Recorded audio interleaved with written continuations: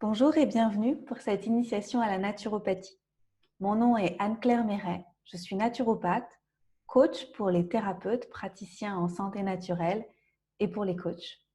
Je suis aussi auteure d'une dizaine de livres en santé naturelle et je suis la cofondatrice de Power. L'un de mes plus grands désirs, c'est d'aider un grand nombre de personnes à être de plus en plus autonomes vis-à-vis de leur santé, vis-à-vis de leur bien-être en général, vis-à-vis de leurs émotions et vis-à-vis de ce qu'ils veulent créer pour le monde. Merci d'être là.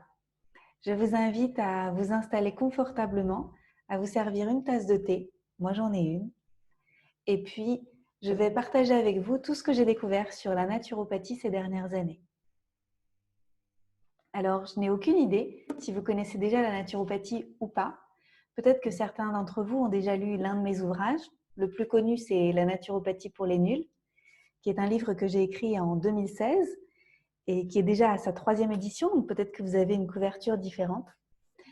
Ce livre, c'est un peu une bible de santé naturelle dans lequel vous trouvez beaucoup de choses sur les troubles de santé, comme on les appelle en naturopathie, parce qu'on utilise moins le mot maladie que la médecine conventionnelle. Et il vous apprend à prendre soin de vous. C'est ça que je vais vous expliquer aujourd'hui. Comment faire pour prendre soin de vous sur tous les piliers de santé et pour être de plus en plus autonome. Mais avant ça, je vais revenir un petit peu en arrière et vous expliquer un petit peu comment j'ai découvert tout ça et comment c'est arrivé sur ma route, parce que ce n'était pas gagné.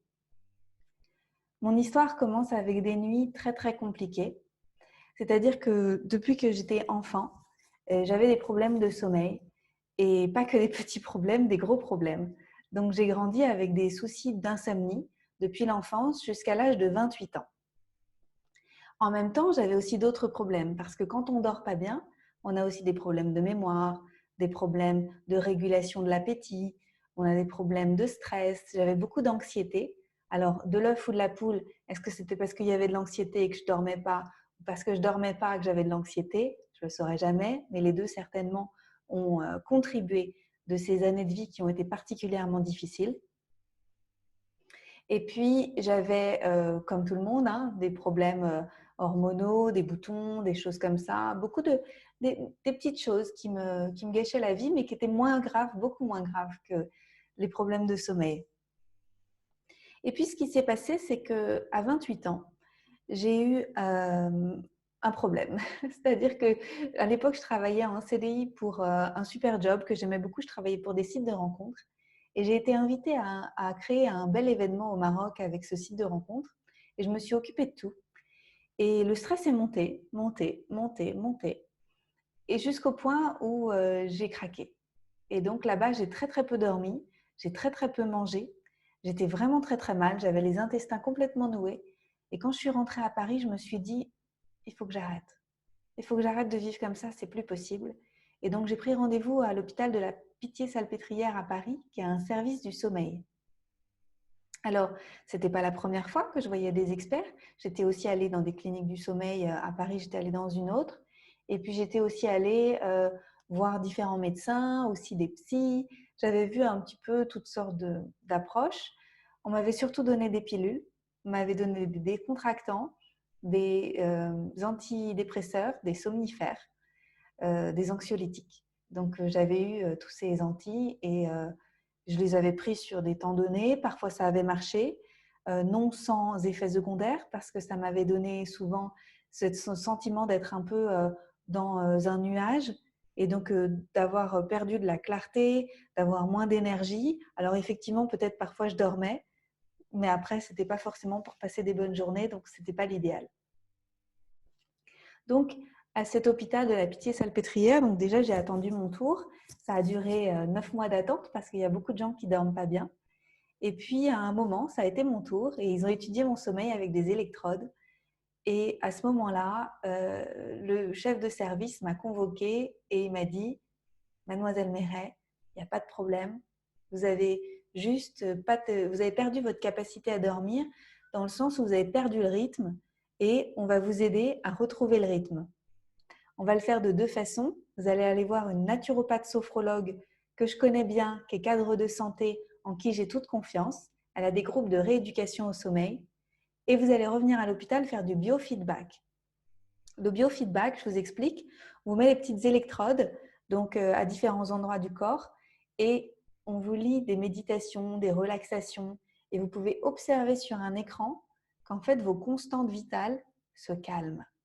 Et donc ça m'a fait beaucoup de bien de me rendre compte que j'avais la main et que je pouvais tout à fait me mettre dans un état de détente, contrairement à ce que je pensais. Je pensais que c'était hors de ma portée. Mais ce qui m'a surtout aidée, c'est de rencontrer Dany Trouillet, cette naturopathe absolument géniale, qui a un site qui s'appelle Transat du sommeil et qui reçoit des groupes pour aider les gens à dormir. En quelques séances seulement, en groupe, et quelques séances de naturopathie individuelle, j'ai compris que mes journées conditionnaient mes nuits et pas le contraire. Depuis toujours, j'avais l'impression que c'était parce que je passais des nuits pourries que j'avais des journées terribles. Alors qu'en fait, c'est certainement parce que j'avais des journées qui étaient mal réglées que je passais des nuits désagréables. Une fois que j'ai compris ça, j'ai mis en place toutes les stratégies qu'elle m'a enseignées et au bout de quelques semaines, je dormais déjà mieux. Alors, ça n'a pas été en un claquement de doigts. Quand ça fait 25 ans qu'on ne dort pas bien, forcément, il faut un peu plus de temps que ça. Mais au fil des mois, c'est devenu de mieux en mieux. Et maintenant, ça fait 9 ans et les choses vont beaucoup mieux. J'ai quasiment pas de problème de sommeil et quand j'en ai, c'est pas grave, j'en fais plus toute une affaire. J'ai appris à composer avec les nuits qui étaient plus difficiles et surtout, j'ai appris à me recharger en journée. La naturopathie, c'est quoi? La naturopathie, c'est une pratique de santé qui repose sur des piliers de bon sens. Les piliers que je vais aborder juste après avec vous. La naturopathie, c'est une médecine préventive et naturelle, ancestrale, qui a été pratiquée depuis des millions d'années, des dizaines de milliers d'années, depuis toujours, depuis que l'homme est l'homme, et depuis que l'homme est homme, et depuis que l'homme a dû se soigner par les méthodes qui étaient disponibles, c'est-à-dire les méthodes naturelles, par le chaud, le froid, l'alimentation, le repos, le bon sens. Alors, dans le monde, vous avez plusieurs grandes médecines comme celle-ci. Vous avez la médecine traditionnelle chinoise qui est très connue, dans laquelle il y a à la fois l'alimentaire, les plantes, aussi tout ce qui est en lien avec les éléments, tout ce qui est en lien avec la circulation de l'énergie dans le corps, etc. Vous avez aussi la médecine traditionnelle ayurvédique qui vient d'Inde et du Sri Lanka, de toute cette zone-là. C'est la médecine traditionnelle ayurvédique. Elle est très très en lien avec les lois de la vie, alors toujours l'alimentation, l'énergie particulière, nos types de corps que nous avons chacun. Si j'ai les cheveux frisés, ça veut dire quelque chose. Si j'ai la peau comme ça veut dire quelque chose. Voilà, comment on est constitué donne beaucoup d'indications sur comment on doit se soigner quand on a des troubles, quand on a des déséquilibres. La médecine ayurvédique, elle est aussi très connectée aux étoiles, à l'astrologie, à beaucoup de choses comme ça. Et puis, il y a la naturopathie, qui est la médecine de nos contrées à nous, en fait, de nos contrées plus occidentales. Et c'est donc notre médecine de bon sens, dans laquelle on trouve tous les remèdes naturels. Ces trois médecines-là sont reconnues dans le monde comme médecine traditionnelle préventive. Dans certains pays, elles sont reconnues comme des médecines même principales. Il se trouve qu'en France, la naturopathie n'est pas reconnue officiellement, mais elle est tolérée si on reste dans le cadre de l'éducation à la santé. Parce qu'en fait, c'est bien ce qu'on fait de l'éducation à la santé. Aujourd'hui, en France, on ne dispose pas d'une médecine intégrative comme dans certains pays comme les États-Unis ou l'Allemagne ou d'autres pays dans lesquels les praticiens de médecine naturelle et les praticiens de santé conventionnelle, donc la médecine qui est pratiquée aujourd'hui, se réunissent et pratiquent ensemble dans des centres. Bien sûr, c'est dommage parce qu'en fait, de réunir toutes ces médecines-là, c'est plein de bon sens et c'est comme ça qu'on aura les meilleurs résultats. Mais il y a des choses qui traînent, c'est bien normal parce qu'il y a beaucoup d'argent en jeu. La médecine conventionnelle, parlons-en. La médecine conventionnelle, elle existe depuis assez peu de temps finalement, entre 100 et 200 ans. Petit à petit, à mesure que les gens se sont mis à étudier le corps humain, disséquer, le couper en petits morceaux, étudier les molécules, étudier aussi les molécules chimiques qui sont apparues avec les nouvelles techniques qui sont apparues très très avancées, ça a permis d'avoir des diagnostics très précis et puis de pouvoir soigner avec des molécules chimiques ou des molécules naturelles. Ce qui s'est passé, c'est que cette médecine conventionnelle, elle est devenue la norme très très vite en très peu de temps parce qu'il y a eu beaucoup d'argent qui a été associé à tout ça. Donc, elle a pu mettre en place des structures en lien avec les gouvernements. Et aujourd'hui, c'est ces médecines-là, malheureusement, qu'on nous propose en priorité avant de nous proposer les médecines naturelles qui rapportent rien du tout pour les grosses corporations mondiales. Ce qui se passe, c'est que ces médecines traditionnelles naturelles, elles sont très intéressantes principalement en prévention quand on est en bonne santé et qu'on a envie de rester en bonne santé longtemps. Elles sont aussi intéressantes quand on a des problèmes chroniques et qu'on veut les régler, des problèmes chroniques d'ordre, ça peut être des maux de tête, ça peut être des problèmes de règles, des problèmes de cycle féminin, des problèmes hormonaux, des problèmes de sommeil, des problèmes de digestion. Voilà, tous ces problèmes chroniques en fait qui durent, les solutions naturelles, on les a. Après, quand on bascule dans un autre niveau de la maladie, quand la maladie devient ce qu'on appelle en naturopathie dégénérative, c'est plus difficile de revenir en arrière. Mais ça ne veut pas dire que ce n'est pas possible. Alors, en naturopathie, on n'a pas le droit de parler de guérison. On fait très attention aux termes que nous utilisons, en tout cas en France, parce qu'on est très surveillé. Et donc, on va parler de accompagnement pour soutenir la vitalité du corps. Et le corps, quand il a la vitalité nécessaire, va pouvoir créer la guérison. Ce qui est beaucoup plus juste en fait. Ce n'est pas la naturopathie qui apporte la guérison. C'est parce qu'on met le corps dans des circonstances particulières que nous pouvons éventuellement accéder à la guérison si c'est notre chemin. Alors, comment ça fonctionne la naturopathie finalement? La naturopathie, c'est un ensemble de pratiques qui, mises ensemble sous forme de cure, peuvent donner des résultats rapides grâce aux efforts qu'on va fournir à la maison en termes de changement d'habitude de vie. C'est pour ça que ce n'est pas forcément évident pour tout le monde et que ça peut faire peur à des gens qui disent « Ouh là là, ça fait beaucoup de changements, beaucoup de choses à gérer, beaucoup de choses à penser, beaucoup de transformations. » Alors oui, au début, ça peut être un petit peu… on peut se dire « Ouh là là, ça me confronte avec ma capacité à changer mes habitudes. » Mais on n'est pas obligé de tout changer du jour au lendemain. Moi, j'ai implémenté mon changement au fil des années, ça a pris un peu de temps, mais à la fin, j'ai réussi à mettre en place tout ce que je voulais mettre en place et je suis en bien meilleure santé aujourd'hui à 37 ans que je ne l'étais à 28 ans. J'ai aussi perdu du poids, j'ai beaucoup plus d'énergie, je suis beaucoup plus connectée à celle que j'ai envie d'être, je suis beaucoup plus épanouie et j'ai beaucoup moins de problèmes de santé. Et quand j'en ai, j'arrive à les régler plus vite parce que ma vitalité est plus haute. Ce qui est quand même extraordinaire. On vous raconte en médecine conventionnelle que plus vous avancez en âge, plus vous allez perdre en vitalité et plus ça va être difficile de guérir. Et en naturopathie, on dit le contraire. On dit à partir du moment où vous prenez votre santé en main, vous allez voir que votre vitalité, elle va faire que grandir, grandir, grandir. La vitalité, c'est ce potentiel énergétique auquel on peut se connecter tous les jours et on en a plus ou moins et ça ne dépend pas de l'âge, ça dépend de notre état, de notre hygiène vitale. Donc, comment ça fonctionne la naturopathie? Ça fonctionne de la façon suivante. On met en place des recommandations qui sont sur plusieurs piliers et si on le fait en même temps, alors on a des super résultats parce que tout ça, ça se nourrit. En fait, tous les piliers se nourrissent entre eux. Donc, on va aborder d'abord le premier pilier, qui est mon préféré, c'est le sommeil. Ou en tout cas, la relaxation et la revitalisation, cette capacité de se recharger, de se ressourcer par le repos. Alors, aujourd'hui, dans le monde, on est quand même souvent fatigué parce qu'on tire sur la corde, parce qu'on a des journées trop longues, parce qu'on n'a pas vraiment de pause, parce qu'on est sursollicité par des écrans, par des actualités, par des activités. On a rarement des temps de repos qui sont longs et qui sont ressourçants. Beaucoup de personnes souffrent d'insomnie. Il n'y a qu'à voir, à l'hôpital de la Pitié-Salpêtrière, il y a 9 ans, il y avait 9 mois d'attente pour pouvoir aller se faire soigner. C'est quand même énorme. Ça veut dire qu'il y a une grande partie des gens qui ont des problèmes. Le sommeil, ça ne se passe pas que la nuit. On peut aussi faire des siestes ou des micro-moments de ressourcement dans la journée pour pouvoir se recharger.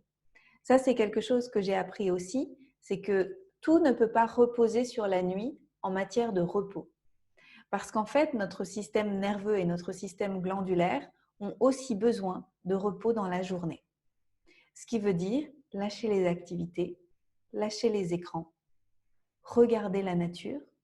Par exemple, derrière mon écran, j'ai un arbre et donc tout simplement me connecter à cet arbre, prendre le temps de respirer, de souffler, de me détendre et d'être tranquille avec moi-même. Super important. Donc, prendre ce pas de recul, ça s'apprend. Ça s'apprend avec des techniques, ça peut être des techniques de respiration, ça peut être des techniques de yoga, ça peut être des techniques de sophrologie, de méditation, de contemplation, de connexion avec la nature, peu importe ce que vous choisissez, mais c'est très important dans la journée d'avoir plusieurs moments de vraie pause. Si vous n'en avez pas déjà, je vous invite à mettre dans votre agenda ou dans votre téléphone des alarmes pour vous fixer des pauses dans la journée.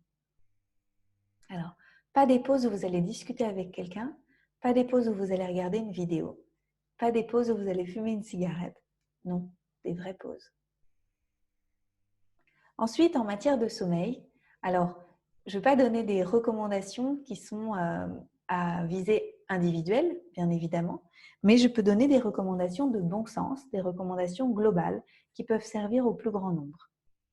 Toutes les recommandations que je donne ici, je vous invite à les confirmer avec votre praticien de santé et à prendre rendez-vous avec un naturopathe ou un praticien de médecine ayurvédique ou un praticien de médecine traditionnelle chinoise, comme vous voulez. Il y en a beaucoup, énormément. Et si vous voulez des adresses, écrivez-moi et mon assistante vous donnera des adresses pour pouvoir vous renseigner. Alors, pour pouvoir bien dormir, l'idée, c'est de se coucher suffisamment tôt pour avoir un temps de sas entre la journée active et la nuit où on va vraiment se recharger. C'est-à-dire prendre un temps où on va couper tous les écrans, d'autant que la lumière des écrans est difficile à gérer pour les yeux et la mélatonine, la fabrication de la mélatonine, l'hormone de la nuit, l'hormone du sommeil, a besoin de passer par les yeux et a besoin de se connecter à la lumière du jour. Et nous trompons cette lumière-là à cause des écrans que nous utilisons en continu et donc nous nous maintenons éveillés le soir. Donc c'est très important de baisser régulièrement les lumières graduellement et puis petit à petit de complètement couper les écrans. Moi, ce que je recommande, c'est d'aller dans la chambre et de basculer sur une autre activité. Ça peut être de la lecture, écouter de la musique, écrire son journal intime, ça peut être créer des choses avec ses mains, vous savez, ça peut être faire un peu de couture, un peu de tricot, un peu de dessin, peu importe, quelque chose qui vous fait du bien pour rentrer dans votre bulle intérieure et ne plus être connecté avec la bulle extérieure pour pouvoir vraiment rentrer dans ce temps de ressourcement. Ensuite, essayez d'avoir une bonne literie confortable, des bons oreillers, un bon matelas et puis une couette qui ne soit pas trop chaude parce que quand il fait trop chaud, c'est difficile de dormir en continu, ça crée des bouffées de chaleur et ça fait des réveils. Dans la pièce, essayez d'avoir aussi une température autour de 20 degrés, pas trop chaude non plus, et pensez à bien aérer votre pièce de sommeil le soir avant d'aller vous coucher. Vous ouvrez en grand et puis ça fait de l'air frais et après vous vous couchez avec un air frais. Évitez d'avoir du bruit autour de vous et si vous avez des animaux, préférez les faire dormir dans une autre pièce parce que les animaux tendent à nous réveiller la nuit parce qu'eux bougent et donc potentiellement nous bougeons aussi. Ensuite, évitez de dîner trop tard le soir parce que la digestion peut aussi provoquer des réveils. Si vous dînez trop tard, alors vous allez digérer trop tard et alors votre ventre va travailler et vous allez avoir des micro-réveils parce que peut-être ça va ballonner, vous n'allez pas être à l'aise et pendant tout ce temps-là, vous n'avez pas un sommeil profond et réparateur. Donc, dînez plutôt tôt, au moins 3 heures avant d'aller vous coucher et idéalement aller faire une petite balade digestive entre le dîner et le coucher. L'idéal le soir, en tout cas, surtout pour les personnes qui sont insomniaques et en tout cas pour toutes les personnes qui veulent bien dormir, évitez de manger de la viande rouge le soir, évitez de boire des boissons excitantes, évitez de manger du sucre. Ça veut dire pas de dessert. Donc l'idéal, c'est un dîner constitué de légumes, peut-être un petit peu de protéines végétales, manger doucement, en mâchant longtemps, en ayant un état d'esprit tranquille et suffisamment tôt. Et ne dînez pas si vous n'avez pas faim, ne vous forcez pas. On va y revenir après quand on va parler de l'alimentation. Donc tout ça, c'est super important pour pouvoir avoir du temps de rechargement et pour pouvoir vous reposer véritablement. Sans repos, le corps ne peut pas se réparer. Donc je ne sais pas si vous en avez déjà fait l'expérience, mais par exemple, si vous allez vous coucher avec un bouton sur le visage et que vous dormez mal, vous allez vous rendre compte que le lendemain, le bouton n'a presque pas changé, il n'a presque pas évolué. Par contre, si vous allez vous coucher et que vous faites une nuit de 12 heures de sommeil hyper réparateur, vous vous levez, vous vous dites « Ouh là là, j'ai bien dormi !» Vous regardez votre visage et vous voyez qu'il y a eu un temps de rechargement, de cicatrisation, de réparation. Est-ce que vous vous êtes déjà rendu compte de ça? Ça fait une grosse différence. Et ça marche pour toutes les blessures dans le corps, pour toutes les choses qui ne fonctionnent pas bien, pour toutes les choses qui sont en disharmonie dans notre corps. Donc vous imaginez une succession de plusieurs nuits de sommeil qui ne sont pas réparatrices, c'est très difficile de se remettre de quelque chose. Ça peut être une blessure physique, ça peut être peu importe ce qui vous est arrivé, s'il n'y a pas de sommeil réparateur, il n'y a pas de réparation globale du corps. Prêtez aussi attention à tout ce qui est votre curseur de manque de sommeil. Par exemple, moi, je fais des aftes quand je n'ai pas assez de sommeil.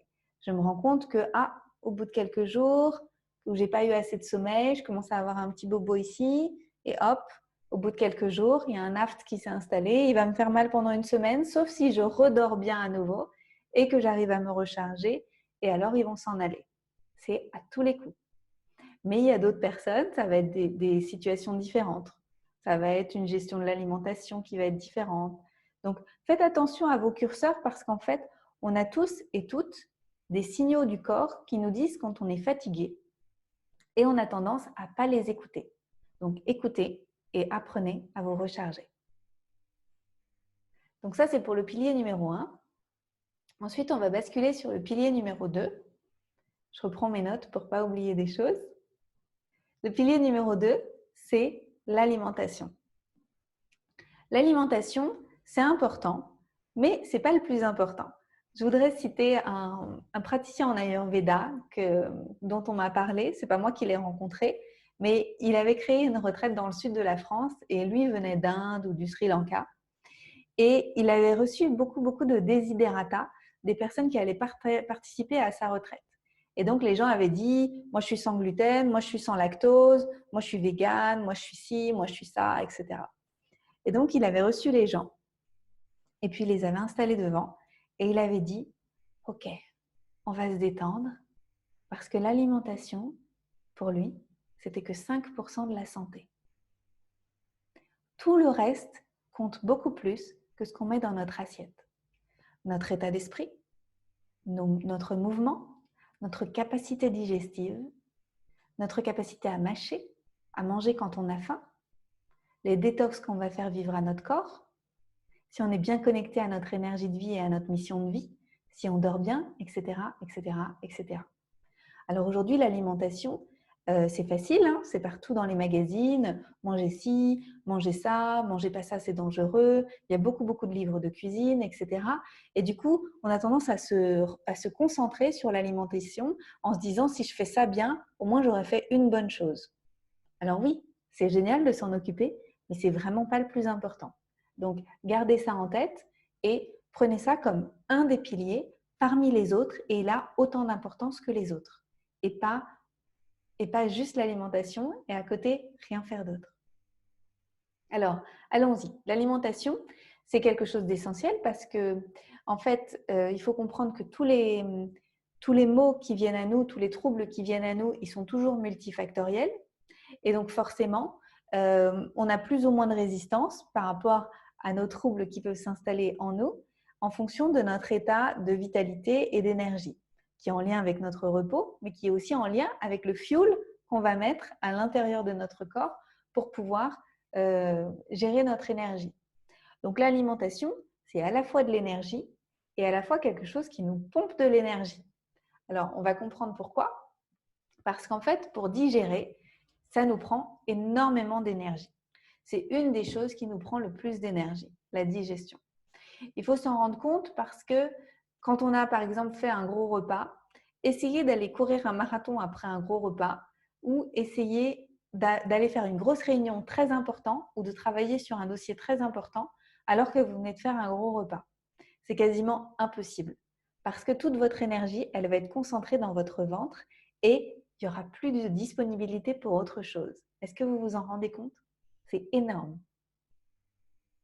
Pour comprendre ça, il faut comprendre comment fonctionne le système digestif. Donc, le système digestif, c'est un tube qui va de la bouche à l'anus. On pourrait passer un fil qui ressortirait dehors et en fait, ce serait bien l'extérieur du corps. Et souvent, on perçoit le système digestif comme quelque chose qui est à l'intérieur du corps parce que, vu de l'extérieur, il est à l'intérieur. Mais c'est encore l'extérieur. Et en fait, ce qui passe à l'intérieur, ça passe au niveau de l'assimilation. Seulement au niveau de l'assimilation. Sinon, on mange et ça part en bas, on mange et ça part en bas. Si ce n'est pas assimilé, ce n'est pas à l'intérieur, c'est toujours dehors. Le long de cette paroi digestive, que ce soit dans la bouche, que ce soit dans l'œsophage, que ce soit dans l'estomac, que ce soit dans notre côlon et notre intestin, ce qui se passe, c'est qu'il y a des petites cellules qui sont des cellules de protection et qui sont des cellules qui vont décider de si ce qu'on a ingéré, c'est OK ou pas, c'est un poison ou pas. Et ces cellules-là, elles sont aussi en grande partie garantes de notre immunité. Pourquoi j'en parle? Parce que c'est important, parce que depuis ces dernières décennies, il y a eu une explosion de problèmes immunitaires, de maladies auto-immunes et aussi d'allergies en pagaille. Donc, on a de plus en plus d'allergies, on a de plus en plus de maladies du système immunitaire parce que nous ne respectons pas notre potentiel digestif, parce que nous irritons notre système digestif et parce que nous consommons des produits qui sont extrêmement transformés et très difficiles à gérer. Et à force d'irritation répétée, nous créons des maladies auto-immunes et nous créons des allergies. Donc, ce n'est pas la faute à pas de chance quand on a des allergies. Effectivement, ce n'est pas de bol, mais c'est certainement les conséquences d'une irritation et d'une inflammation. Je ne sais pas si vous avez déjà entendu ce terme-là d'inflammation, mais en naturopathie, on parle beaucoup de alimentation inflammatoire ou alimentation anti-inflammatoire. Donc, encore une fois, je répète ce que j'ai dit tout à l'heure, il n'y a rien qui correspond à tout le monde parce que ce sont toujours des circonstances qui sont individuelles en fonction de notre physiologie, de nos pathologies, de nos histoires de vie. Et donc, je vous invite à consulter un praticien de santé naturelle pour avoir des recommandations qui sont personnalisées. Moi, je vais donner des recommandations générales. Alors, d'abord, en naturopathie, on recommande des choses très, très, très importantes qui sont s'écouter au lieu d'écouter les autres, apprendre à entendre quand c'est juste pour nous de manger ci et de manger ça, ou de ne pas le manger. Manger quand on a vraiment faim et pas manger parce que ça nous a été proposé et qu'on a envie d'être bien élevé. Et là, ce n'est pas évident parce que du coup, ça change le relationnel avec les autres. Mais il faut commencer par se respecter pour pouvoir entendre vraiment la physiologie, les choses qui sont vraiment importantes pour nous. Mâcher longtemps. Truc super important. Mâcher longtemps parce qu'une grande partie de la digestion se fait déjà dans la bouche grâce à la digestion salivaire et grâce au fait qu'on écrase les aliments, évidemment. Donc déjà, c'est des choses qui sont super importantes avant même que vous ayez mis quelque chose dans votre estomac. Si je voulais blaguer un peu, même si, attention, il vaut mieux manger un KFC ou un McDo au bon moment, avec le bon état d'esprit, parce qu'on a vraiment faim et le mâcher longtemps, que de manger des aliments bio qu'on va gober en trop grande quantité quand on n'a pas faim et qu'on ne va pas du tout les mâcher, on ne va pas faire du tout attention. Vous voyez ce que je veux dire? C'est qu'il faut remettre les choses un peu dans leur contexte pour vraiment comprendre qu'il y a des choses qui sont prioritaires. Ensuite, bien évidemment, c'est mieux de choisir une alimentation qui soit bio et équilibrée. Alors pourquoi bio? Parce qu'aujourd'hui, il y a quand même énormément de produits qui sont génétiquement transformés et qui sont remplis de pesticides. On vit dans un monde qui, malheureusement, n'encourage pas la santé de par les choix qui sont faits par les gouvernements et par les grandes corporations qui sont de mettre des pesticides absolument partout et de transformer les produits naturels pour pouvoir augmenter soi-disant le rendement, alors qu'en fait on se rend compte aujourd'hui qu'ils n'augmentent pas du tout le rendement, que ce sont des produits qui rendent les agriculteurs dépendants des pesticides et des semences par Monsanto, etc., etc. Si c'est un sujet qui vous intéresse, je vous invite à faire des recherches parce que c'est vraiment très important. Alors, passer d'une alimentation non bio à une alimentation bio, ça peut se faire progressivement. Vous pouvez aussi regarder sur Internet, il y a beaucoup de listes de produits naturels que vous pouvez acheter bio et d'autres, c'est moins grave quand ce n'est pas bio parce qu'ils sont moins remplis de pesticides. Vous avez les listes des fruits et des légumes qui sont plus intéressants bio et puis des autres où ça ne fait pas une très grande différence, notamment parce qu'ils ont une peau plus épaisse et que les pesticides ne vont pas forcément être rentrés dedans.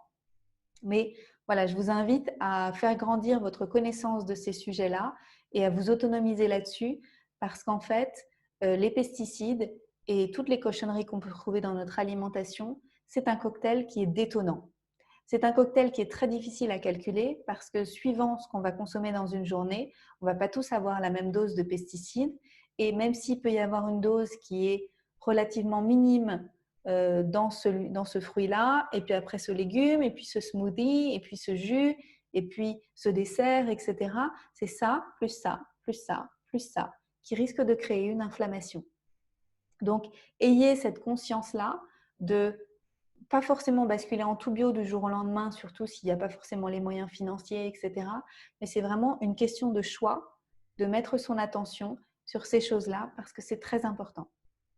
Pendant des années, j'ai consommé moitié bio, moitié pas bio parce que je n'avais pas les moyens. Et puis petit à petit, j'ai basculé au tout bio. Et puis j'ai surtout arrêté d'acheter des cochonneries que j'achetais avant, des M&M's, des trucs comme ça. Et maintenant, je fais d'autres choses et j'ai aussi beaucoup de gourmandises, mais qui sont beaucoup plus saines, qui sont beaucoup plus justes pour moi. Et surtout, j'ai coupé des choses que je dépensais avant au profit de nouvelles dépenses qui sont pour ma santé et les résultats sont là parce que maintenant, j'ai beaucoup moins de dépenses de maladies, j'ai beaucoup moins de perte d'énergie, donc je peux travailler mieux, je peux gagner mieux ma vie parce que j'ai comme une constante de santé qui s'est installée. Donc, c'est quand même un investissement qui vaut le coup. Ensuite, en termes d'alimentation, donc ce que je vous disais, d'abord, c'est de travailler sur cette conscience de manger quand vous avez faim.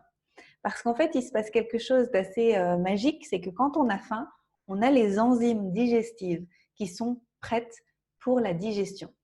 Et quand on mange et qu'on n'a pas faim, ce qui va se passer, c'est que ça va créer une stagnation dans l'estomac jusqu'à ce que le ventre soit prêt à digérer, qu'il soit disposé à faire son travail. Et résultat, ça va traîner, ça va être fatigant, ça va être lourd, ça va ballonner, ça va créer des gaz et ça va nous fatiguer. Donc, manger quand on a faim, ça crée une grande différence en termes d'énergie et ça, je vous invite à vous en rendre compte.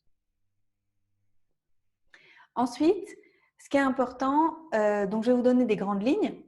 Ce qui est important, c'est d'essayer de créer des bons mélanges alimentaires qui fonctionnent bien pour nous. Pour ça, il faut que vous fassiez vos propres tests avec vos propres mélanges alimentaires pour vraiment vous rendre compte si ça fonctionne. Alors, il y a quand même des grandes généralités que je peux vous partager, comme par exemple les fruits. Idéalement, on propose de les manger à distance des repas, c'est-à-dire plutôt en entrée, quelques minutes avant le repas, parce qu'un fruit, ça va prendre une quinzaine de minutes à être digéré, c'est très très rapide, très rapidement assimilé, et pas en dessert, parce que sinon le fruit qui aurait pris une dizaine de minutes, il va passer après tout le reste. après tout ce qu'on vient de manger. Donc, imaginez si vous avez mangé des pommes de terre, un peu de viande, des légumes, etc. Ça peut vous prendre 2 à 3 heures de digestion et le fruit va attendre son tour. Et s'il attend son tour comme ça, il va créer une fermentation à cause du sucre et donc des ballonnements et donc des difficultés digestives, des lourdeurs et tout ce qui va bien. Donc, on recommande de séparer. Faites vos tests et essayez de manger vos fruits en collation ou avant en guise d'entrée ou pendant que vous préparez votre repas et vous allez voir que ça fait une grande différence.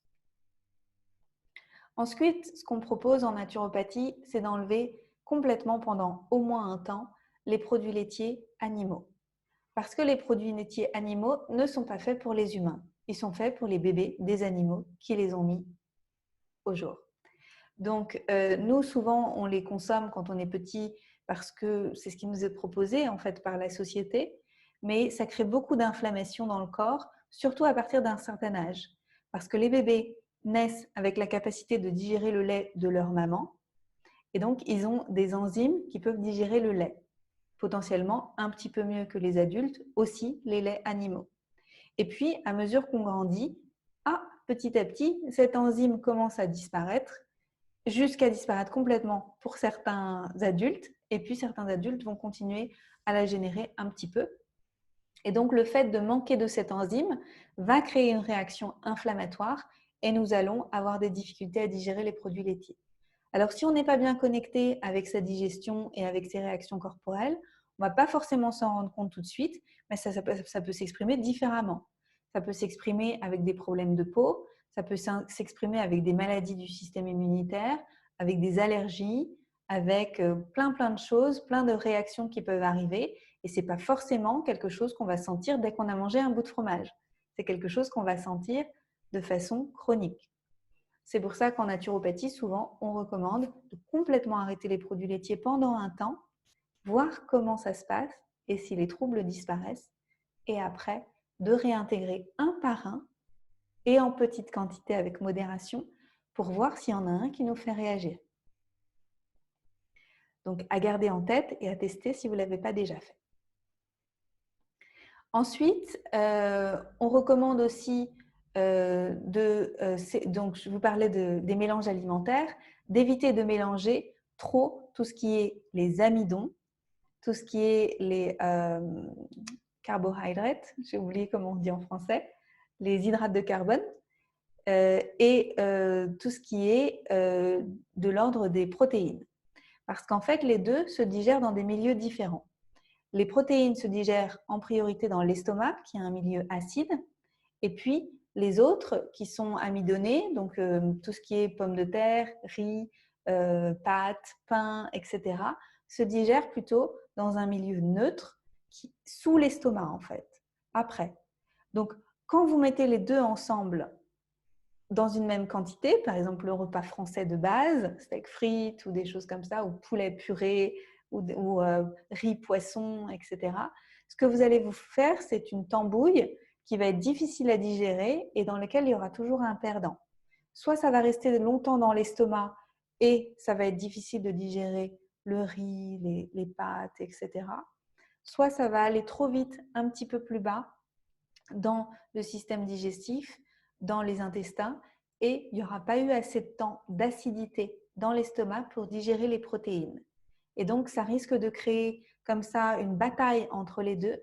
Et pour pouvoir éviter ça, ce qu'on propose, nous, toujours en naturo, c'est d'avoir une assiette dans laquelle vous avez une belle part de légumes, parce que les légumes sont relativement faciles à digérer quand ils sont cuits et bien mâchés. Et puis d'avoir soit une plus grande part de produits amidonnés, de pommes de terre, de riz, de pâtes, etc., à consommer avec modération, parce que c'est aussi des sucres lents, mais des sucres. Et puis de protéines en plus petite quantité, ou le contraire. Parce que comme ça, vous allez avoir une dominante et le corps va savoir mieux digérer, mieux gérer ça. On peut aussi faire une dissociation complète des deux, mais sur une période de temps courte, parce que ça risque d'induire une perte de poids importante. Et en naturopathie, on préfère garder une notion d'équilibre, sauf si on est dans une cure intensive et que c'est notre objectif d'avoir un allègement. Et on appelle ça une détox. Et on va faire ça toujours sur un temps donné. Puis après, ça va s'arrêter et on va revenir sur une alimentation plus équilibrée avec voilà, une meilleure distribution des différentes parties dans l'assiette. Ensuite, il y a des choses à éviter. Et ça, c'est très important parce qu'en fait, on a l'impression que c'est en changeant une alimentation, par exemple en mangeant 3 kilos de brocoli par semaine, que les choses vont aller mieux, ou en buvant des jus, 1 litre de jus de carotte par jour, que les choses vont aller mieux. Alors que souvent, ça va aller mieux quand on enlève une mauvaise habitude plutôt que d'essayer de s'imposer une nouvelle habitude qui ne sera pas forcément intuitive, qui ne sera pas forcément facile à mettre en place. Donc là, par exemple, en termes de mauvaises habitudes, j'invite souvent, moi, les gens à arrêter de consommer des choses qui sont délétères sur une base quotidienne. Donc, je vous invite à voir ce que vous consommez sur une base quotidienne qui, pour vous, est compliqué à gérer pour votre organisme. Alors, ça peut être la cigarette, parce que c'est quand même une sacrée pollution dans notre corps. Et donc là, je vous invite à vous faire aider, peut-être en hypnose ou en EFT ou avec d'autres pratiques. Et la naturopathie peut vous soutenir dans ce désir de vouloir arrêter la cigarette pour trouver votre nouvel équilibre. Ça peut être arrêter de consommer des produits comme du coca, comme de l'ice tea, comme des choses qui sont très sucrées que peut-être vous consommez plusieurs fois par jour. Ou arrêter de consommer trop d'alcool tous les jours, parce que l'alcool, une fois de temps en temps, c'est tout à fait OK et le corps arrive à le gérer. Mais à partir du moment où c'est tous les jours, alors c'est trop répétitif et ça crée vraiment un impact sur le foie, sur le système digestif, sur tout le corps en entier. Et donc c'est pareil, c'est le poison qui fait, c'est la dose qui fait le poison, on dit en naturopathie, c'est exactement ça. Ça peut être aussi le grignotage, toujours entre les repas, alors qu'en fait, il faut plusieurs heures entre chaque repas pour pouvoir se débarrasser de ce qu'on appelle le bol alimentaire, le contenu de l'estomac, pour que ça se vide vraiment, que l'estomac redevienne plat, qu'il y ait une tranquillité et qu'il y ait du temps pour les cellules du système digestif pour se reposer. Or, si on snack toute la journée et qu'on boulotte toute la journée des trucs, il n'y a pas de temps de repos. Le système digestif, il est tout le temps en activité et donc il est tout le temps irrité. Il a vraiment besoin de ce temps de repos pour ne pas être inflammé. Et n'oubliez pas, un système digestif inflammé, c'est un système hyper réactif et donc c'est une immunité qui est compromise. Ensuite, j'ai envie de parler un petit peu des jus, des cures de jus, des choses comme ça, parce qu'on en parle énormément, c'est très à la mode depuis ces dernières années. Et pour une raison très simple, c'est que les jus, en particulier de légumes, sont très intéressants parce qu'ils donnent une grande vitalité en termes de vitamines, de minéraux, d'oligo-éléments, de plein de choses très, très nourrissantes pour l'organisme sans les fibres. Parce que quand on utilise un extracteur de jus, on enlève les fibres qui pourraient venir irriter un système digestif fatigué. Et on a souvent des systèmes digestifs fatigués. Donc, boire un petit jus de légumes par jour, c'est excellent. On peut le faire tout seul, on peut l'acheter en magasin bio, au frais, etc. C'est excellent, surtout en entrée, parce que ça peut activer les enzymes pour pouvoir bien digérer le repas. Donc ça, c'est vraiment super. Attention aux jus de fruits, parce qu'en fait, les jus de fruits sont extrêmement sucrés et la nature est bien faite. La nature a créé les fruits avec des fibres.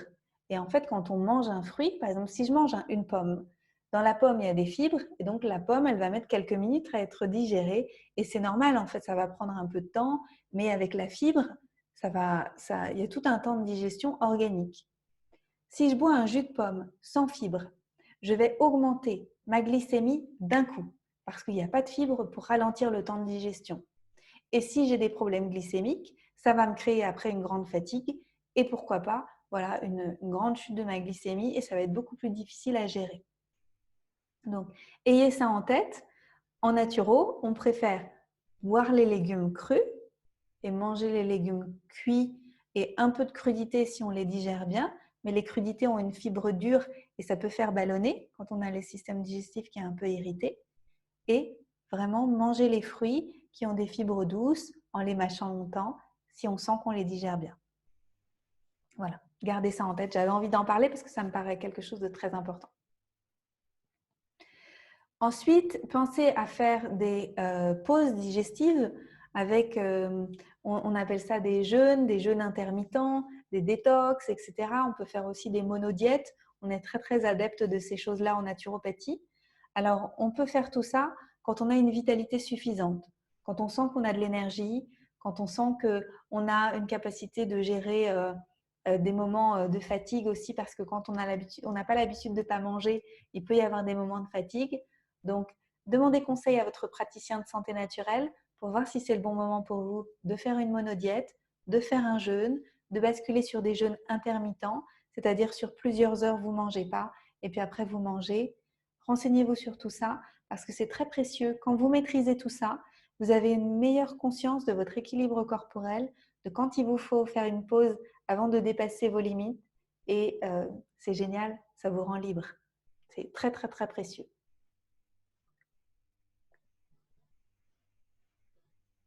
Il y a quelque chose dont je n'ai pas parlé, c'est de l'eau que nous buvons. Alors, pour la plupart, nous buvons de l'eau du robinet parce qu'elle est disponible, elle est propre, entre guillemets, elle a été nettoyée et elle est potable. Ce qui ne veut pas dire que c'est une eau qui est optimale pour le corps. Je vous invite à voir un documentaire qui s'appelle Water et aussi de rechercher les travaux du docteur Emoto, qui est un japonais, un éminent scientifique qui a beaucoup cherché sur l'eau. Il faut savoir que l'eau qui sort du robinet, elle est potable, mais elle n'est pas optimale parce qu'elle contient beaucoup de résidus chimiques, de métaux lourds. Elle contient aussi du fluor et beaucoup d'autres pollutions qui risquent de nous épuiser au fur et à mesure du temps. Alors, ce n'est pas quelque chose qu'on sent dans la minute, mais c'est quelque chose qui, sur plusieurs décennies, peut vraiment, vraiment impacter notre capacité de filtrer par nos reins et notre capacité d'être capable de résister aux attaques extérieures, aux virus, aux bactéries, etc., parce que nous sommes affaiblis de l'intérieur. Donc, je recommande de filtrer son eau avec des systèmes de filtration professionnels, pas seulement les carafes Brita, etc., mais vous pouvez aller plus loin que ça en adoptant des systèmes de filtration professionnels. Et on a plein qui se mettent soit sur le robinet, on achète soit sinon des bonbonnes et en fait, on met l'eau du robinet dedans et puis ça filtre à travers des filtres professionnels et puis après, ça ressort propre. Et après, vous pouvez aller plus loin en informant votre eau parce que l'eau, elle contient des molécules vitales et ces molécules, elles sont plus vitales quand elles ont passé beaucoup de temps dans les tuyaux parce que quand vous voyez l'eau dans la nature, elle est très souvent en train de faire des cercles quand elle est dans les rivières, dans les cascades, etc. Et l'eau, elle est très souvent comme ça en train de faire des spirales. Et il y a des techniques pour pouvoir recréer les spirales, notamment avec des carafes. Moi, j'ai une carafe qui s'appelle Aladdin à la maison, qui recrée cette spirale en fait quand je sers l'eau. Et puis, il y a aussi d'autres dispositifs où vous pouvez poser vos carafes sur des systèmes qui réinforment l'eau. Vous pouvez aussi la mettre au soleil, vous pouvez aussi mettre des fruits dedans pour pouvoir redonner ce potentiel de vitalité à l'eau. Pourquoi c'est important? Parce que nous sommes en grande partie constitués d'eau et dans notre corps, c'est l'eau qui contient l'information. Et donc, plus on va avoir une eau vitale, informée de quelque chose qui est rempli d'énergie, plus nous allons pouvoir nous recharger de cette vitalité qui est si précieuse, qu'on appelle prana, qu'on appelle chi, cette vitalité qui est, de laquelle on est composé en fait. Donc, plus on va aider notre corps à le faire, plus on va avoir d'énergie.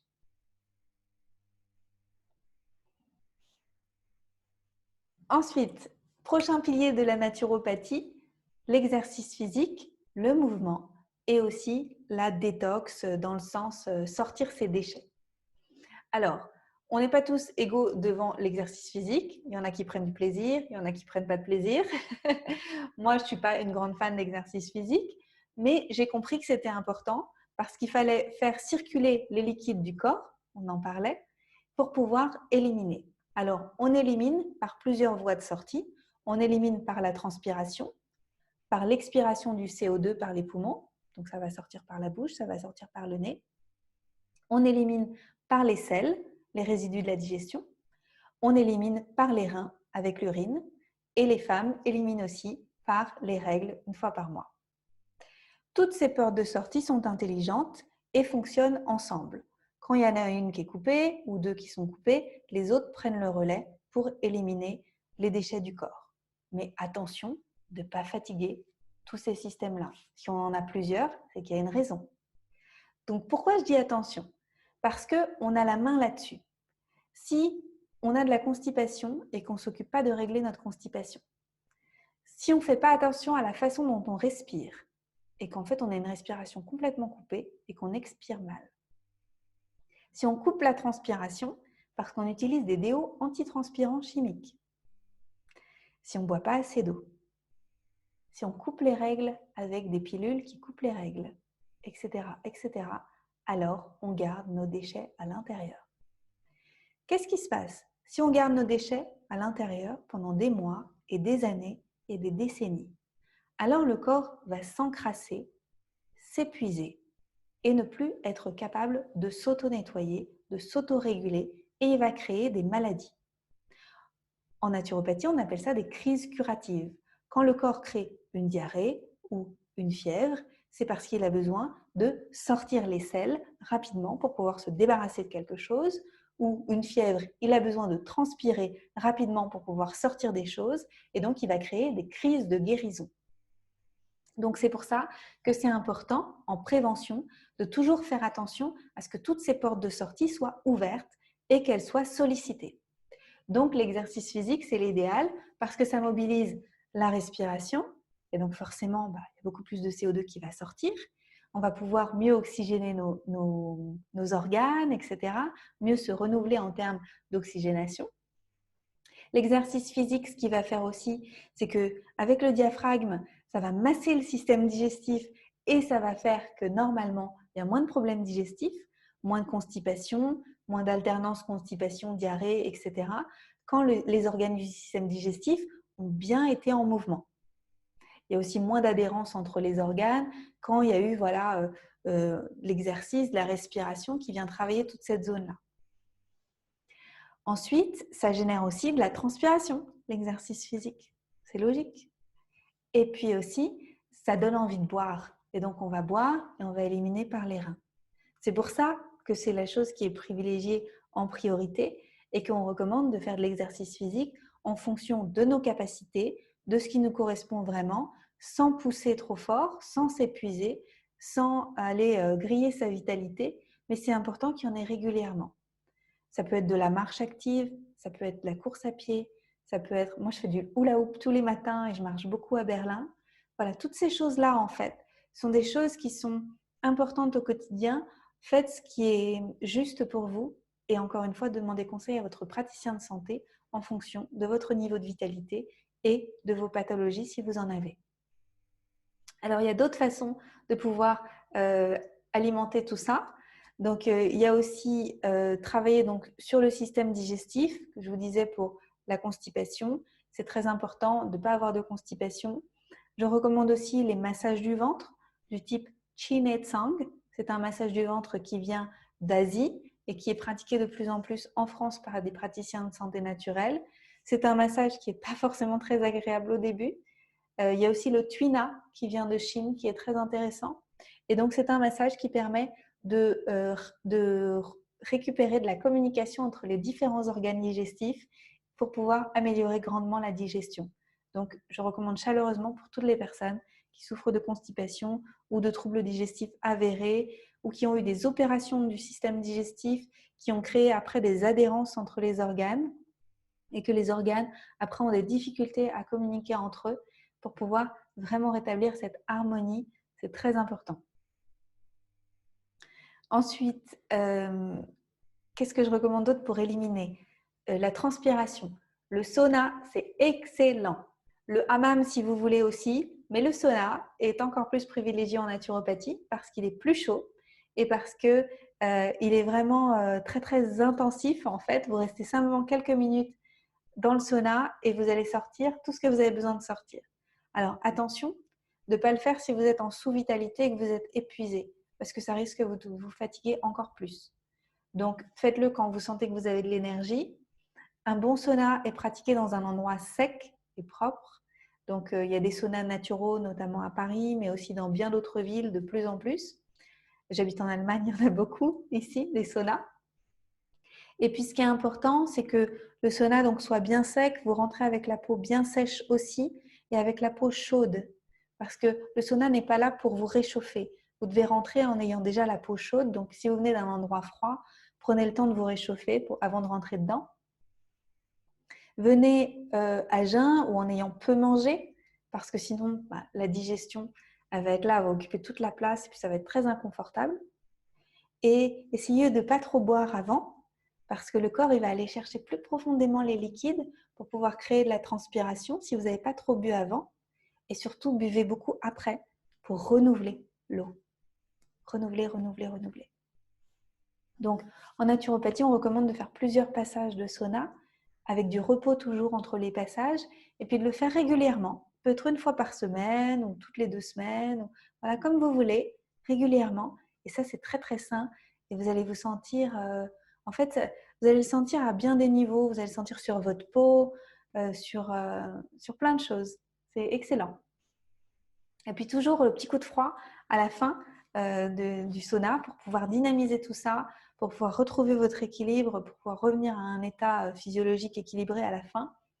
Et puis on utilise nous beaucoup en naturo le chaud, le froid, les bains chauds, les bains froids, les jets d'eau froide sur les jambes pour la circulation, etc. Et ça vient aussi nous permettre d'avoir une meilleure élimination.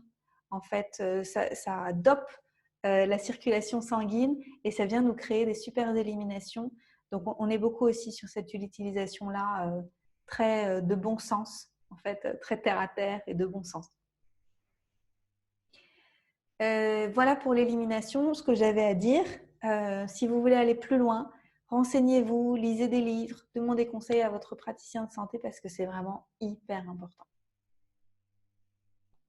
Enfin, le dernier pilier dont j'avais envie de vous parler aujourd'hui, c'est l'équilibre psycho-émotionnel. Parce que nous ne sommes pas qu'un corps physique. Et il y a tout ce mental qui vient s'occuper de nous là, toute la journée. On a je crois qu'on a à peu près 60 000 pensées par jour et que à peu près 90 sont recyclées de la veille. 90% pardon, sont recyclées de la veille. Donc vous imaginez que en fait, il y a très très peu d'idées fraîches qui viennent en haut. On est comme constamment pollué d'idées tout le temps dans notre tête, mais aussi pollué par les sursollicitations qu'on a aujourd'hui et c'est épuisant.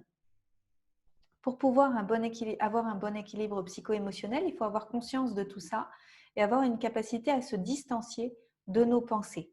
Et pour pouvoir retrouver notre centre et retrouver notre équilibre et retrouver aussi ce que j'appellerais la connexion au cœur et aussi la connexion à notre capacité intuitive, à savoir ce qui est juste pour nous, trouver vraiment cette écoute de soi qui est tellement précieuse.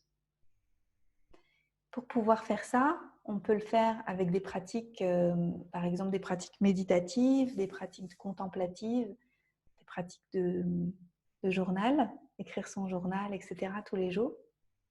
On peut aussi le travailler en auto-hypnose, on peut le travailler en sophrologie. Voilà, toutes ces choses-là, toutes ces approches-là qui permettent d'avoir un équilibre pour soi au quotidien. Et puis, il ne faut pas hésiter. Moi, je suis une grande fervente des approches de thérapie, qu'elles soient thérapie brève, courte, ça peut être de l'EFT par exemple, ou de l'hypnose, ou de thérapie longue, comme psychothérapie. Moi, j'ai une préférence pour la psychothérapie, psychologie, etc.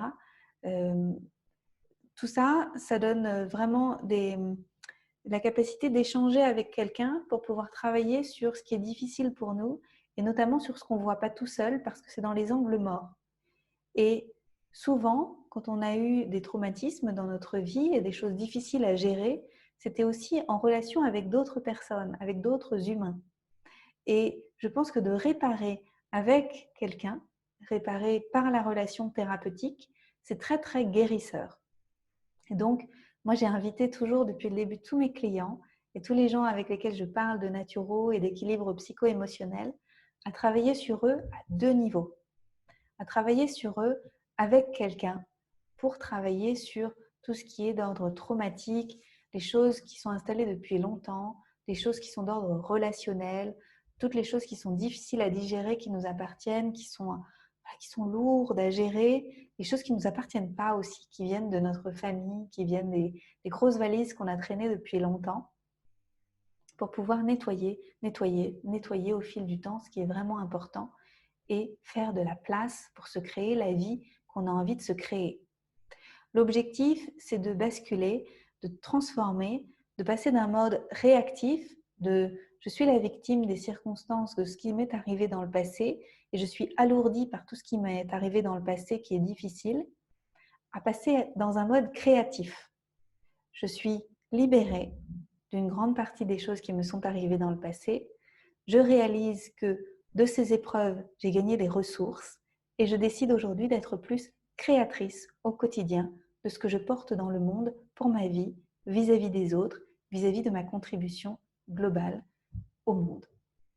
Pour faire ça, c'est du temps. C'est nettoyer des couches et des couches et des couches et des couches d'émotions et de choses qui nous sont arrivées, qui ne sont pas forcément faciles à regarder. En plus, on n'a aucune idée de ce qu'on va trouver parce que sous la première enveloppe, sous la première couche, il y a autre chose qu'on n'avait pas pu voir parce qu'on n'avait pas encore pu s'occuper de la première. Donc, c'est toujours une pochette surprise. Donc, il n'y a jamais d'ennui quand on travaille sur son équilibre psycho-émotionnel. Et c'est un chemin de découverte de soi, un chemin d'amour de soi, un chemin de penser ses blessures, un chemin de... On dit aussi en chamanisme, on appelle ça recouvrement d'âme, de récupérer des petits bouts de soi pour pouvoir se refaire complète ou complet. Parce que souvent, quand on a eu des événements difficiles, il y a eu des moments de dissociation où il y a des parts de nous qui se sont comme barrées pour pouvoir se mettre en sécurité. Et donc, tout le travail à l'âge adulte, c'est de se dire, regarde, maintenant je suis là pour toi et je vais récupérer ces petits bouts encore et encore et encore. Et je vais ressentir de nouveau ce sentiment d'unité, d'équilibre, cette capacité de prendre soin de moi, cette capacité de m'aimer tout entière et d'être tranquille avec qui je suis sans souhaiter que les choses aient été différentes. C'est un gros boulot et c'est un boulot qui est essentiel parce que vous pouvez vous coucher tôt, vous pouvez boire du jus de carotte et manger des brocolis et arrêter le coca.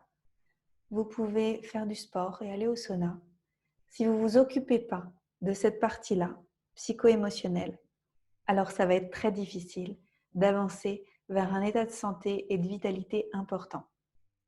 C'est pour ça que tous les piliers sont importants et fonctionnent ensemble.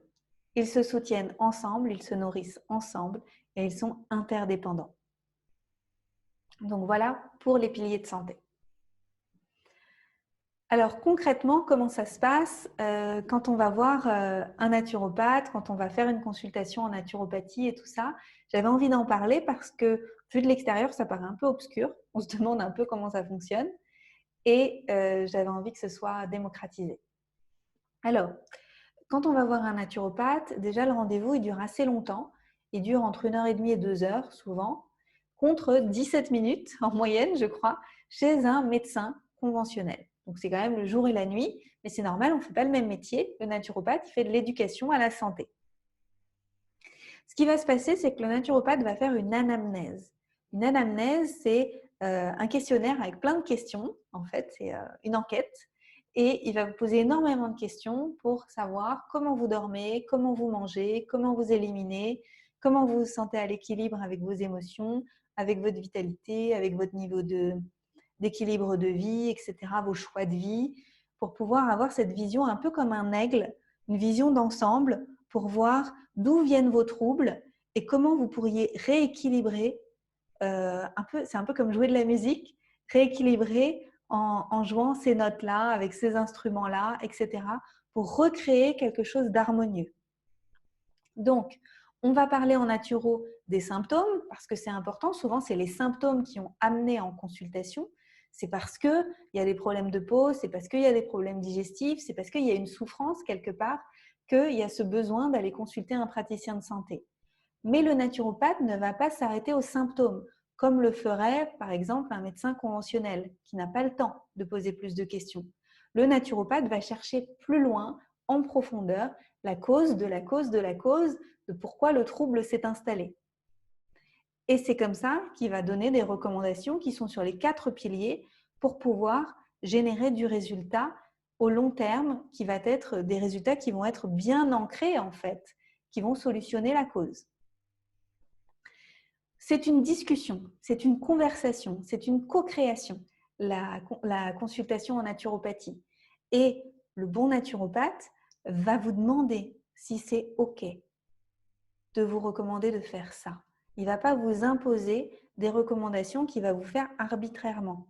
Il va vous dire, est-ce que c'est OK si vous prenez plus qu'un café par jour au lieu de 3? Et quand on se revoit dans 2 mois, on verra si on peut éliminer le café totalement. Vous voyez, normalement, c'est une danse. Négociation, c'est pas très beau comme mot, mais c'est une danse entre les deux pour voir ce qui est OK et pas encore OK, pour pouvoir se challenger et mettre en place des nouveaux systèmes de fonctionnement pour pouvoir retourner sur l'équilibre de santé. Ces recommandations, elles sont données sous forme de cure et souvent il y a une fin. C'est-à-dire que le naturopathe va dire, voilà, vous allez au sauna 1 fois par semaine, vous allez faire ci, faire ça, si vous êtes d'accord, pendant 3 mois. Et puis, au bout de 3 mois, l'idéal, c'est de checker, c'est de reprendre un rendez-vous. Donc, souvent, il faut bien 2-3 mois pour que les choses aient été mises en place totalement sur tous les piliers et puis d'avoir des résultats. Et puis après, de rechecker avec le naturopathe, de reprendre un rendez-vous et de voir les choses qui ont été difficiles, de voir là où on a senti que ça s'était amélioré et de fixer des nouveaux challenges pour aller encore plus loin. Parce que ce n'est pas en une séance qu'on aura fait le tour de toutes les choses qu'on peut rétablir, en fait, de toutes les choses qu'on peut remettre sur les rails. Et l'idée finalement, la grande vision en naturopathie, c'est de remettre les gens sur les rails et qu'ils arrivent en fait après, quand ils sentent une sortie de route, quand ils sentent « ouh là là, il y a un trouble qui va s'installer », soit ils reprennent rendez-vous, soit ils ont suffisamment acquis de connaissances au fil des rendez-vous avec leur naturopathe et puis ils ont peut-être lu des livres, regardé des documentaires, etc. qui fait que quand ils sentent la sortie de route, ils savent revenir et se refaire une période plus stricte, une période de cure où ils vont faire beaucoup plus attention à ce qu'ils consomment, beaucoup plus attention à comment ils éliminent, etc. pour pouvoir se remettre sur le chemin, le droit chemin, j'ai envie de dire. Et la vie, elle n'est pas faite pour être tout le temps en cure. Moi, je ne suis plus en cure. Je ne vis pas en cure tout le temps. J'en ai fait plein. Et puis maintenant, je me fais des petites périodes. Des fois, il y a des monodiètes. Des fois, il y a des cures de jus. Des fois, je vais plus souvent au sauna, etc. C'est plus intensif. Mais la plupart du temps, je fais des sorties de route, puis je reviens, puis sortie de route, et puis je reviens. C'est ça, en fait. L'idée, c'est d'avoir après une telle écoute de soi que ça devient facile et fluide et qu'on sait faire et qu'on a les clés en main. Alors après, il y a toute la partie compléments alimentaires. Alors souvent, les gens disent la naturopathie, c'est quoi? C'est les plantes, c'est les huiles essentielles, c'est ci, c'est ça. Alors ça en fait partie parce que dans la naturopathie, il y a aussi un peu de naturothérapie, c'est-à-dire qu'on va parfois recommander des recommandations de remèdes naturels pour pouvoir soutenir la vitalité du corps ou l'élimination ou des fonctions vitales, etc. Donc, c'est précieux que ça existe et c'est génial que la nature ait mis à disposition sous plein de formes aujourd'hui. En plus, on peut trouver les trésors de la nature qui sont disponibles en comprimé, en forme liquide, en extrait tout simplement qu'on prend avec des gouttes. Il y a énormément de choses qu'on peut faire avec les remèdes naturels, mais ça, ce n'est pas l'essence de la naturopathie. L'essence de la naturopathie, c'est les 4 piliers. Et après, par-dessus, on peut rajouter des remèdes naturels. Alors moi, ce que j'ai expérimenté quand même, c'est que le fait de prendre au moins un remède naturel pendant 2 ou 3 mois, ça fait que je fais beaucoup plus attention aux 4 piliers. Et comme j'ai acheté, je sais pas, des ampoules de Quinton pour me reminéraliser, que je vais prendre pendant 2 mois, je sais pas, je dis ça, voilà, prenez pas ça à la lettre, mais comme je sais que je vais les prendre pendant 2 mois, et ben, à chaque fois que je vais prendre mon ampoule, je vais me dire « Ah, attention, non, tu ne vas pas manger des chips aujourd'hui ou tu ne vas pas prendre un dessert, tu vas faire attention à ton repas, tu vas te coucher plus tôt, etc. » C'est comme un super rappel que je dois faire attention à ma cure dans son ensemble, à mon hygiène de vie dans son ensemble. Et dans ce sens, je trouve que les compléments alimentaires sont excellents pour nous rappeler de faire attention et d'être attentif vraiment à tout ça. Ensuite, c'est super de temps en temps de prendre des compléments alimentaires. Moi, je trouve surtout l'hiver, notamment de la vitamine C, notamment de la vitamine D quand on est vraiment en manque de soleil et qu'on ne peut pas sortir toujours aux heures les plus lumineuses du jour pour pouvoir se gorger de soleil et qu'il fait froid et qu'on est trop couvert, etc. C'est super important. Après, on peut avoir à la maison des choses pour le système digestif, des probiotiques, on peut avoir du charbon pour les difficultés digestives, de l'argile, etc., etc. Moi, je ne voudrais pas donner trop de recommandations parce que c'est du cas par cas. C'est en fonction de votre vitalité, en fonction de vos troubles. Donc, je vous invite à lire des livres, à vous renseigner, à faire des rendez-vous avec des praticiens de santé naturelle, encore une fois, pour savoir ce qui est vraiment approprié pour vous à avoir dans votre pharmacie naturelle pour pouvoir faire face aux maux du quotidien sans avoir à courir chez le docteur, sans avoir à courir chez le pharmacien, parce qu'il y a déjà beaucoup de choses qu'on peut faire soi-même avec des choses naturelles. Soyez curieux, curieuse de ce qui est possible et de ce que vous pouvez créer, même avec les choses de la cuisine. Il y a déjà énormément de choses qu'on peut faire dans la cuisine avec du gingembre, avec des herbes aromatiques, etc. Et c'est très puissant. C'est très, très puissant. Et c'est vrai que comme ça ne rapporte pas d'argent à l'industrie pharmaceutique, ce sont des choses qui ont été beaucoup, on peut dire, dénigrées, qui ont été mises de côté, alors qu'en fait, dedans, il y a une grande capacité de guérison quand on connaît toutes ces choses-là et qu'on s'en saisit pleinement. Donc, je vous invite à nourrir votre curiosité. Ok, alors avant de finir, j'aimerais aborder la question de la formation en naturopathie parce que je sais qu'il y a pas mal de gens qui s'intéressent à tout ça et donc j'avais envie que ça fasse partie de cette vidéo. C'est important pour moi. Alors, se former en naturopathie, c'est possible. Il y a de plus en plus d'écoles qui existent, qui sont disponibles soit à distance sur Internet, soit qui sont disponibles en présentiel. Donc, vous allez à l'école, sur un bureau avec un professeur, etc. Ça dure longtemps, les études en naturopathie. En général, c'est 1200 heures ou plus. Si c'est moins, je vous invite à regarder les programmes et voir ce qui manque parce que les études de naturopathie sont très, très intenses. Il y a beaucoup de choses à savoir. Et donc, c'est étonnant que ce soit moins que ça. Alors, on apprend tout ce qui est en lien avec la physiologie.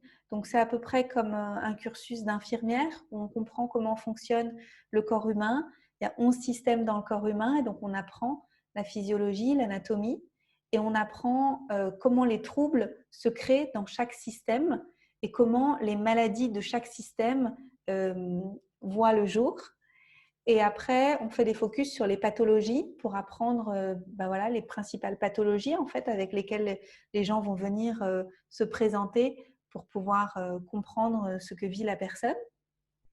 Ensuite, on a des cours qui sont très en lien avec l'alimentation, les capacités d'élimination du corps, en lien avec les trésors que la nature nous apporte en termes de remèdes naturels, etc. Donc, la plupart des cours sont des cours qui sont théoriques, j'ai envie de dire. On prend des notes, etc. Et puis, il y a quelques cours en naturo qui sont des cours pratiques. Donc, il y a aussi des cours de massage, des cours d'exercice physique, etc. Et après, ça peut donner envie de se spécialiser. Donc, souvent, les naturopathes, parce qu'on est des généralistes, pendant leurs études, ils vont pousser des portes et ils vont se dire « Ah tiens, j'aime bien le massage drainant. Ah tiens, j'aime bien la réflexologie plantaire. Ah tiens, j'aime beaucoup l'exercice physique.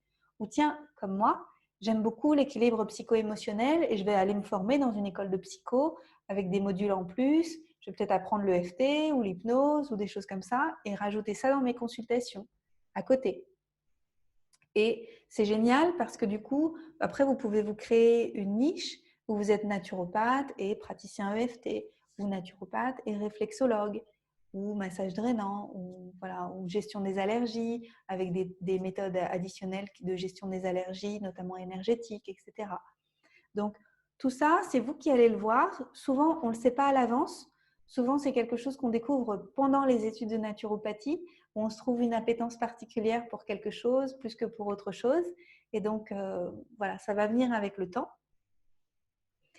Je pense que c'est des études qui sont faites pour les gens curieux pour les gens curieux et amoureux de la vie et amoureux des réactions physiologiques, des gens qui arrivent à s'émerveiller de la magie du corps, qui arrivent à s'émerveiller de tout ce qu'on peut vivre en fait en tant qu'humain à tous les niveaux, niveau physique, niveau mental, niveau émotionnel, niveau spirituel, parce que la naturopathie, ça intègre toutes ces dimensions du corps et dedans, c'est très magique en fait. Moi, j'étais émerveillée pendant toutes mes études de naturopathie.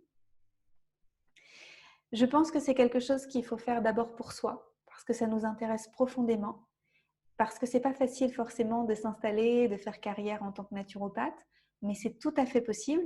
Moi, j'ai réussi, d'autres ont réussi et de plus en plus réussissent parce que c'est un métier qui est de plus en plus connu, c'est un métier qui est de plus en plus compris, perçu, les gens savent ce que c'est et donc ça devient de plus en plus grand public. Mais c'est à nous de faire le boulot d'éducation et d'aider les personnes à comprendre de quoi ils retournent, à comprendre que c'est un retour à la responsabilité individuelle et à l'autonomie de chacun, chacune, pour pouvoir comprendre comment ça fonctionne et pour pouvoir voilà, mettre les choses en place après à la maison. Les études de naturopathie, souvent, ne vous apprennent pas à devenir entrepreneur, alors qu'en fait, c'est bien ça, en fait, c'est un métier d'entrepreneur. Hein. Il faut savoir comment faire pour faire ses consultations, faire la gestion administrative, si on veut faire des ateliers, des retraites, d'autres types d'accompagnement. Tout ça, ça s'apprend en fait. Voilà, c'est un métier d'être entrepreneur.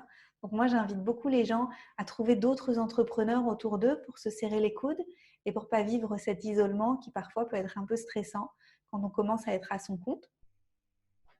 Et puis, on a besoin d'éducateurs de santé dans tous les domaines de la vie. Donc, on a besoin d'éducateurs de santé dans les écoles, on a besoin d'éducateurs de santé dans les milieux hospitaliers, on a besoin d'éducateurs de santé qui écrivent des livres, qui un jour font des émissions de télé des émissions à la télévision sur la santé naturelle.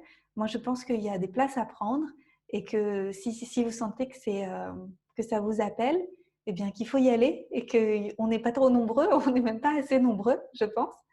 Et voilà, moi je rêve d'un monde où il y a de plus en plus de naturopathes et que, en tout cas de praticiens de santé naturelle, toutes disciplines confondues, parce qu'elles fonctionnent très très bien ensemble. Et un monde comme ça où les gens sont plus responsables de leur santé. J'ai fait le tour de ce que j'avais envie de partager avec vous aujourd'hui. J'espère avoir pu partager un peu avec vous ma passion pour cette santé naturelle qui, moi, m'a tellement aidée sur mon chemin et qui m'aide encore tellement au quotidien. Je vous invite à être curieux et curieuse, à prendre soin de vous au quotidien, à prendre soin de vos proches avec des méthodes de bon sens, avec quelque chose qui pour moi est aussi très connecté à l'amour de soi, à l'amour de la nature. Tout ça, c'est une question d'écologie intérieure et d'écologie extérieure. Si on se respecte profondément à l'intérieur, on va de plus en plus respecter notre belle planète Terre et alors on pourra transformer le monde et être de plus en plus responsable et créer autre chose ensemble avec une grande puissance. Je vous souhaite tout le meilleur, beaucoup d'amour et de santé et je vous dis à bientôt.